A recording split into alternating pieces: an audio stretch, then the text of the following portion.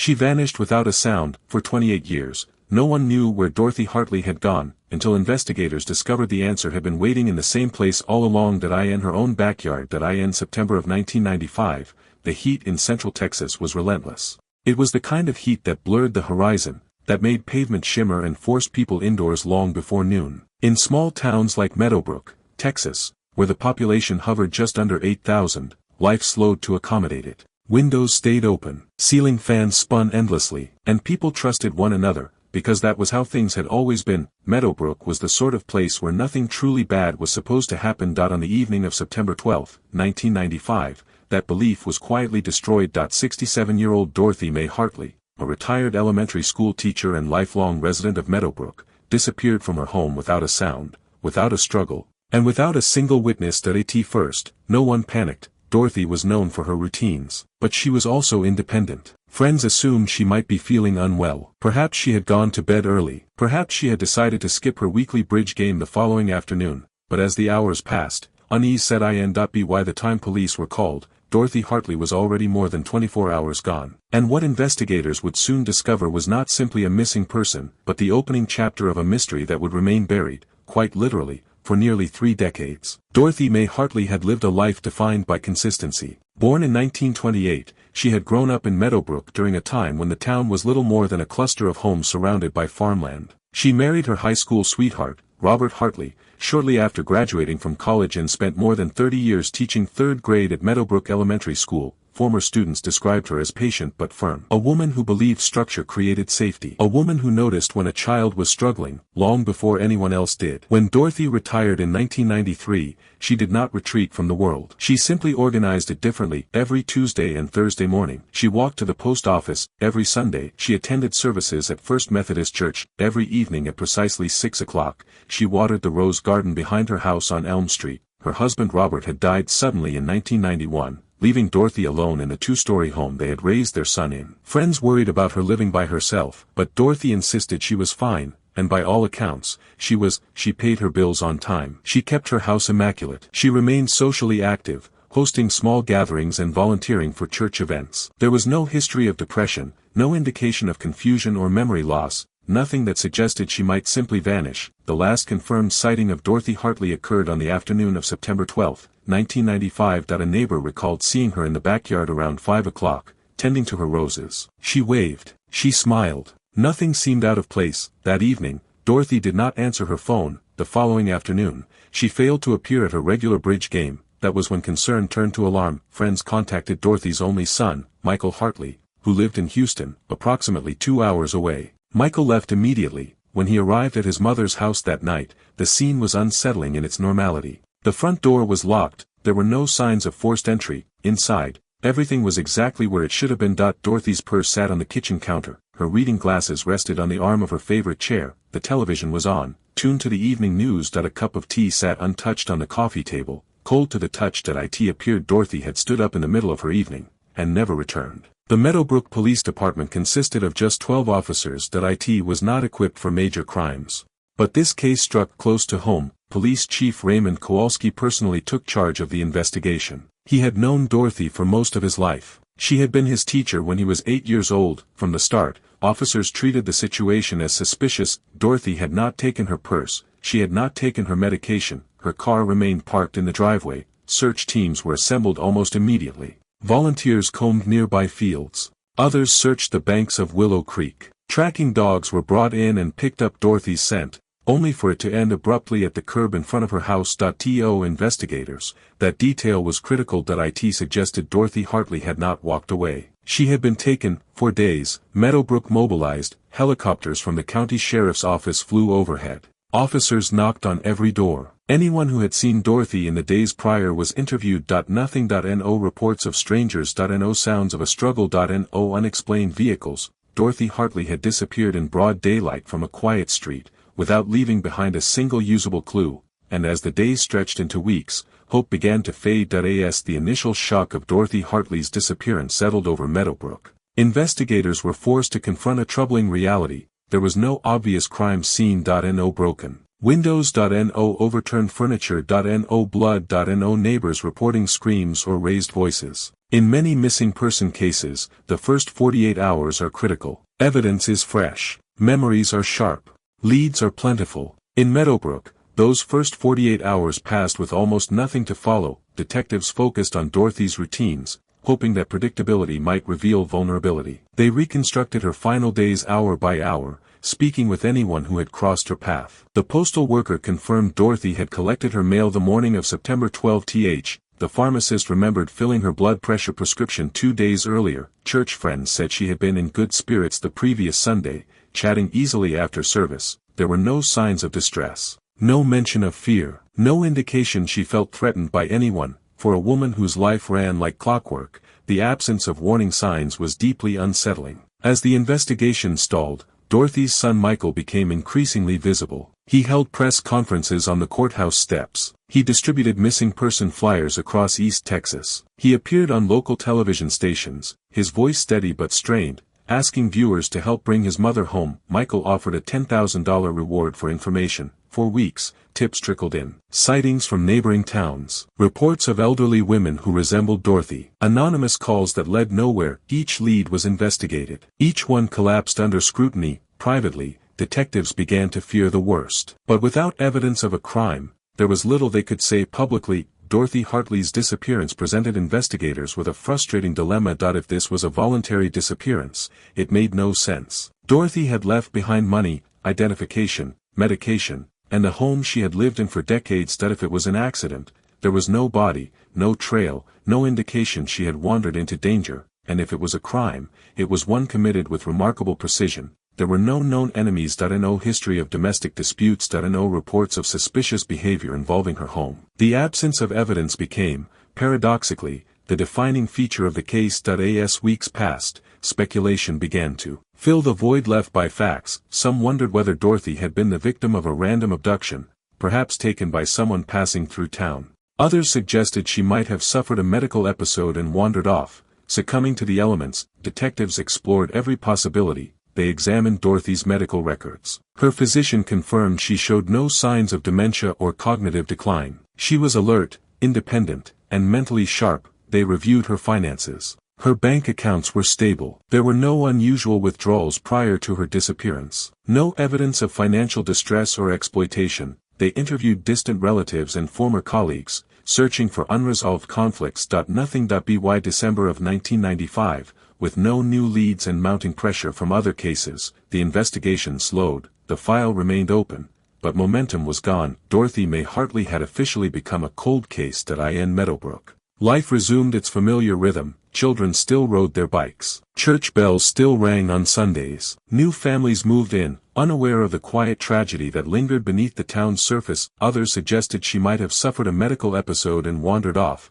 succumbing to the elements. Detectives explored every possibility. They examined Dorothy's medical records. Her physician confirmed she showed no signs of dementia or cognitive decline. She was alert, independent, and mentally sharp. They reviewed her finances. Her bank accounts were stable. There were no unusual withdrawals prior to her disappearance. No evidence of financial distress or exploitation. They interviewed distant relatives and former colleagues, searching for unresolved conflicts. Nothing. By December of 1995, with no new leads and mounting pressure from other cases, the investigation slowed. The file remained open, but momentum was gone. Dorothy Mae Hartley had officially become a cold case. In Meadowbrook, life resumed its familiar rhythm. Children still rode their bikes. Church bells still rang on Sundays. New families moved in, unaware of the quiet tragedy that lingered beneath the town's surface. He made the painful decision to sell the house. In a small town, stories travel faster than facts. Potential buyers knew something had happened at the Elm Street house, even if they didn't know the details. Some refused to tour it. Others walked through and left quickly, citing an inexplicable sense of unease. Eventually, the house was rented. Tenants came and went. None stayed long. They reported strange feelings, sleepless nights, a heaviness they couldn't explain. There was no evidence of anything supernatural, but the discomfort was real enough that the house developed a quiet reputation. And through it all, Dorothy Hartley remained missing. Raymond Kowalski retired in 2003. But he did not leave Dorothy's case behind. He kept a copy of her file in his home office, reviewing it periodically, hoping time and distance might reveal something he had missed. It never did. The investigation had been thorough. Every lead had been followed, every theory examined, and still, there were no answers. For nearly 3 decades, Dorothy Mae Hartley existed only as a photograph on a missing persons flyer, and a question no one could answer. As the years passed, Dorothy Hartley's disappearance faded from headlines, but it never fully disappeared from memory. In Meadowbrook, the case became one of those stories people spoke about quietly, mentioned in passing. Lowered voices, unfinished sentences. New residents heard fragments. Longtime locals remembered details with unsettling clarity. For Michael Hartley, the silence was heavier than any noise could have been. He tried to move forward. He built a life. He married. He became a father. Outwardly, everything looked normal. But every September 12th, without fail, he returned to Meadowbrook. He placed flowers on an empty grave beside his father's headstone. There was no body to bury. No certainty to grieve, only absence. Within law enforcement, Dorothy's case was periodically reviewed, usually when new detectives joined the department or when state agencies conducted audits of unresolved files. Each review ended the same way. No physical evidence. No credible suspects. No new witnesses. Small town departments face limitations. Evidence storage standards change. Records age. Witnesses die or move away. What once felt urgent becomes historical. Dorothy Hartley's file grew yellowed and thin, but it was never closed. The Elm Street house passed through multiple hands. Some buyers knew its past. Others learned later. But nearly all shared the same experience. They never stayed long. Neighbors noticed the pattern. Families moved in with optimism and left quietly months later. Some cited job changes. Others gave no explanation at all. No one ever touched the back garden. The rosebushes Dorothy had once tended so carefully grew wild. Thorns overtook flowers. Weeds reclaimed the soil. The garden became dense, overgrown, largely ignored. It would remain that way for nearly 30 years. In 2015, the house was sold again, this time to a young couple from Dallas. Daniel and Rebecca Torres were drawn to Meadowbrook for its affordability and sense of community. They planned to start a family. They wanted space. They wanted quiet. The real estate agent did not mention Dorothy Hartley, and the couple did not ask. They moved in, unaware that their home was tied to one of Meadowbrook's longest unsolved mysteries. Over the years, the Torreses renovated nearly every part of the house. They replaced old carpet with hardwood floors. They modernized the kitchen. They repainted walls that hadn't changed since the 1990s. Life moved on, but the backyard remained untouched. It was easy to ignore. Thick vegetation, uneven ground, old, tangled rosebushes that looked more like barriers than plants. They told themselves they would deal with it someday. That day came in early April of 2023. Daniel and Rebecca hired a local landscaping company to clear the yard and prepare space for a patio and new garden beds. 3 workers arrived on the morning of April 3. The foreman, Luis Mendoza, supervised as the crew began digging near the back fence, exactly where Dorothy's roses had once bloomed. The soil was heavy clay, difficult, but manageable, until the excavator struck something solid. At first, Mendoza assumed it was debris, perhaps an old pipe or concrete footing, but as dirt was cleared away, what emerged told a very different story: fabric, leather, and then, bone. Mendoza stopped the work immediately. Police were called. Within an hour, the backyard of the Elm Street house was sealed off with yellow tape. Patrol cars lined the street. Neighbors gathered, watching in silence. Detectives knew instantly what this meant. After 28 years, Dorothy Mae Hartley had been found. The discovery in the backyard of the Elm Street house sent an immediate shock through Meadowbrook. What had once been a quiet residential street was now lined with patrol cars and unmarked vehicles. Yellow crime scene tape fluttered in the warm spring air. Neighbors stood at a distance, many of them already understanding what this meant, long before it was officially confirmed. For nearly 3 decades, Dorothy Mae Hartley had been missing. Now,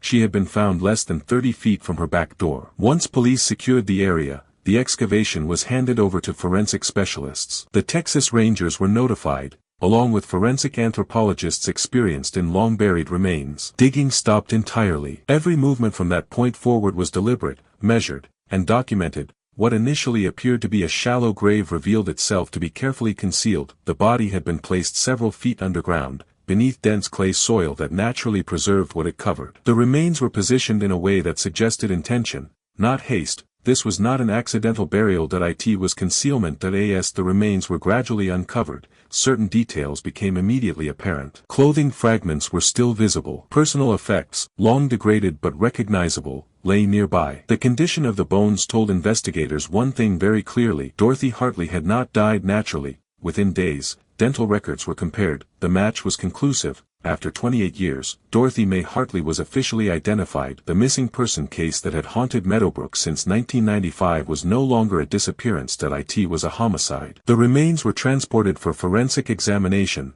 The medical examiner's report would later confirm what investigators had suspected. From the beginning, Dorothy had suffered blunt force trauma to the skull. Multiple fractures indicated repeated strikes with a heavy object. The angle of impact suggested the attack came from behind. There were also fractures to the ribs, injuries consistent with a violent confrontation or continued assault. Dorothy Hartley had been attacked swiftly, decisively, and without warning. She had never had a chance to escape. News of the discovery spread quickly. Regional media descended on Meadowbrook. Television crews set up along Elm Street. Reporters interviewed neighbors, many of whom struggled to process what they were learning. For years, people had speculated, wondered, guessed. Now, the truth was far worse than most had imagined. Dorothy had not vanished. She had been killed in her own home, and buried in the garden she loved. With the identification confirmed, law enforcement officially reclassified the case as a homicide. Detectives reopened the original files, reviewing every report, every interview, every assumption made in 1995. This time, they were not asking where Dorothy had gone. They were asking who had killed her, and why. Investigators now approached the case with a different lens. In 1995, the absence of physical evidence had limited their conclusions. But with the body recovered, they could re-examine timelines, relationships, and motives with greater clarity. Attention turned inward. People who had access. People who knew Dorothy's routines. People who stood to benefit from her absence. And one name began to surface with increasing frequency. With the case officially reopened as a homicide, investigators shifted their focus away from theories and toward motive. Who stood to gain from Dorothy Hartley's death? It was a question that had not carried much weight in 1995. At the time, Dorothy had been viewed as a low-risk victim, an elderly widow with modest savings and no known enemies. But time had changed the lens. And with it, the conclusions. As procedure required, detectives began with the closest surviving relative. Michael Hartley. Michael had been thoroughly investigated in 1995.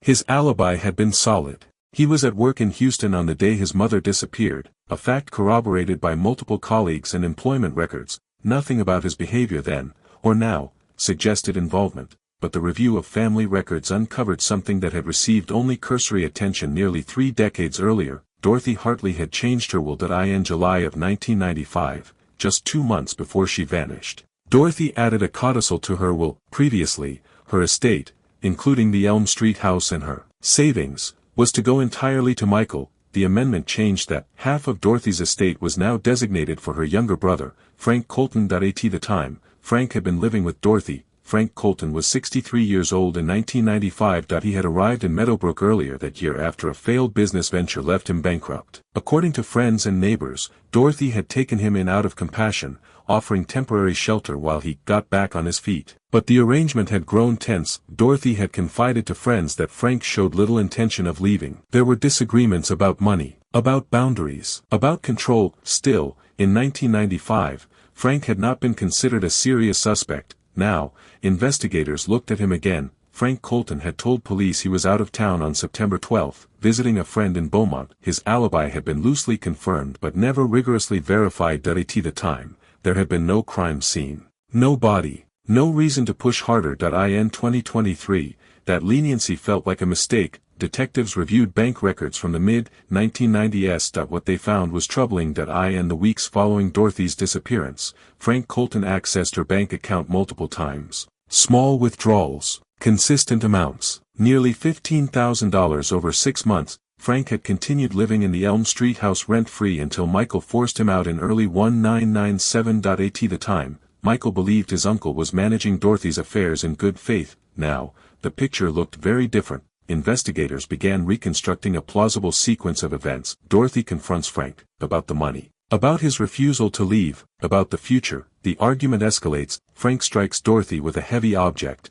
possibly something readily available in the house or garden. Realizing what he has done, he makes a calculated decision that he buries her in the backyard, under the rose garden. In clay soil that conceals and preserves. Then, he waits. He allows time to pass before acting surprised, before participating in the search, before offering explanations. For 28 years, the plan works. Frank Colton died in 2011.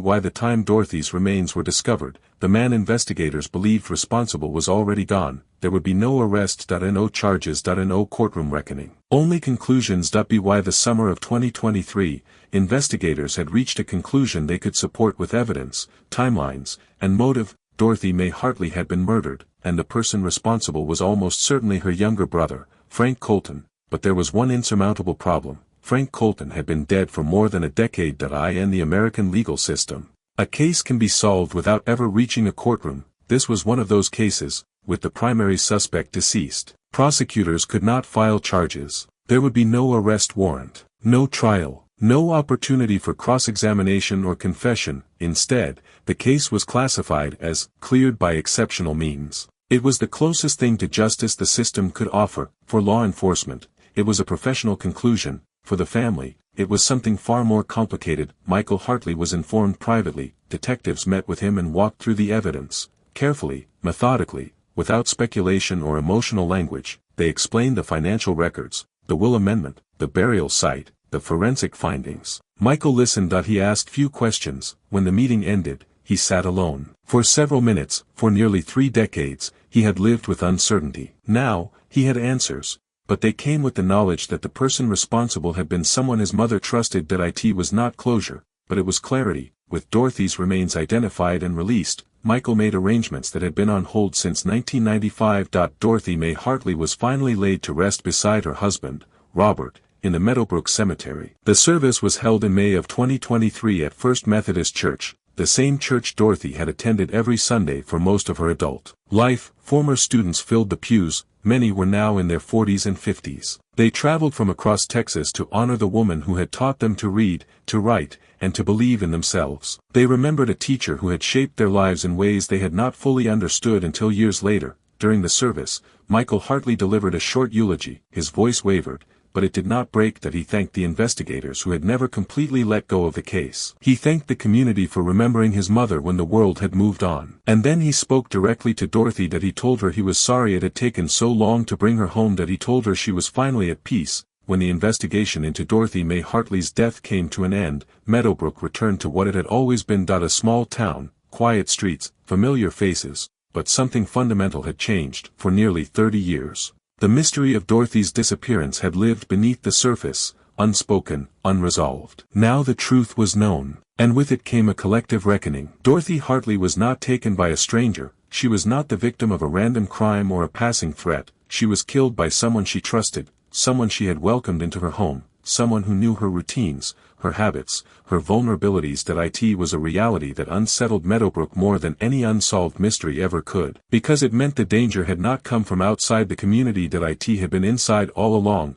The house still stands. The new owners chose to stay, despite what had been discovered in their backyard. They spoke publicly only once, saying they believed a home should not be defined by the worst thing that ever happened there. They cleared the old garden. In its place, they planted new flowers, not roses, but something easier to maintain. A quiet acknowledgement of the past, without allowing it to dominate the present. For Michael Hartley, the truth brought an end to the questions, but not to the grief. There would always be years that could not be recovered, moments that had been stolen, a future that had been altered beyond repair. But there was also something else. His mother was no longer missing. Her name was no longer attached to a question mark. Cases like Dorothy Hartley's remind us why some mysteries endure, not because they are unsolvable, but because the truth is often closer, and more uncomfortable, than anyone wants to believe. They remind us that justice does not always arrive in the form we expect, and they show us that time, no matter how much passes, does not erase the truth. It only buries it, until one day, in the most ordinary of places, it is uncovered.